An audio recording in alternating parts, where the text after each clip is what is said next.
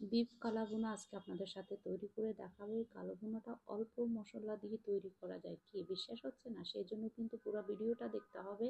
কিভাবে তৈরি করেছি সেই রেসিপিটা শেয়ার করছি। এখানে আমি গরুর মাংস নিয়েছি, ঠিক এরকম ছোট ছোট টুকরা করে। তারপর আমি প্রথমে লবণ দিয়ে দিলাম। একদম অল্প মশলাতে আমি তৈরি করে দেখাবো। এখানে তেজপাতা, দারচিনি, এলাচ, লং আপনাদের মাংস অনুযায়ী পরিমাণটা নিয়ে নেবেন। এখানে আমার 2 কেজির মতো মাংস আছে। আমি এখানে দিয়ে দিলাম 1 চা চামচ আদা বাটা, 1 চা চামচ রসুন বাটা, দিয়ে দিব 1 টেবিল চামচ আমি গরম মশলা। এই গরম মশলাটা সব ধরনের মশলা আমার মানে এই মশলাতে আছে। হাফ চা চামচ হলুদের গুঁড়া, প্রায় 1.5 টেবিল চামচ দিয়ে দিব লাল মরিচের গুঁড়া।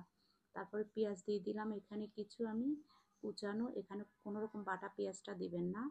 তারপর একটু পানি দিয়ে দিলাম প্রায় হাফ মগের মতন, কারণ গরু মাংস দিয়ে অনেকগুলো পানি বের হয়ে যাবে। একটু নেড়ে চেড়ে দিব। তারপরে দিয়ে দিব এখানে আমি তেল।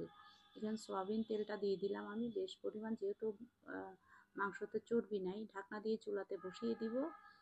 চুলাতে বসিয়ে দেওয়ার পরে কিন্তু আমি এই যে দেখেন একটু বলক এসে গেছে, তখন আপনাদের সাথে একটু শেয়ার করলাম, কারণ এটা আপনারা স্টেপ বাই স্টেপ না দেখলে বুঝবেন না।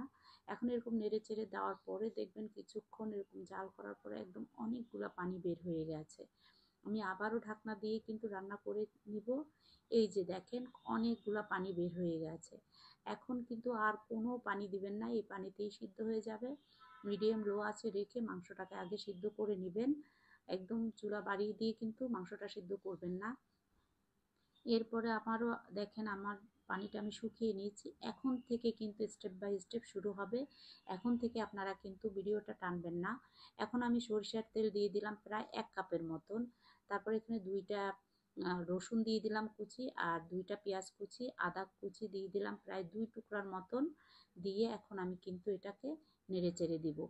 এই যে আদা কুচি, রসুনটা, পেঁয়াজ এটা এই পর্যায়ে দিতেই হবে। তারপর এখন চুলার আঁচটা মিডিয়াম লো আছে রেখে রেখে কিন্তু নেড়ে চেড়ে কিন্তু আপনার এটা রান্না করতে হবে। যখন দেখবেন যে মশলার একটু পুড়ে পুড়ে আসছে, তখন কিন্তু একটু আপনি এরকম অল্প পরিমাণ পানি দিবেন। এটা অবশ্যই দিতে হবে, না হয় আপনার মশলাটা পুড়ে যাবে, তখন কালো ভুনাটা খেতে ভালো লাগবে না।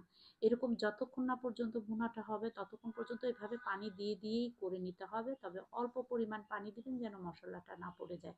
কালো ভুনার কিন্তু অবশ্যই পানি দিতে হবে। 2টা টমেটো দিয়ে দিলাম, অপশনাল, আপনারা চাইলে দিতে পারেন, না চাইলে স্কিপ করতে পারেন।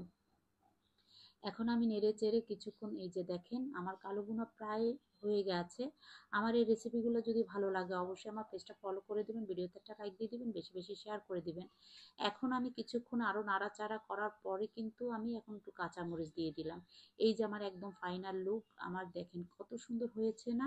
এভাবে তৈরি করতে পারেন।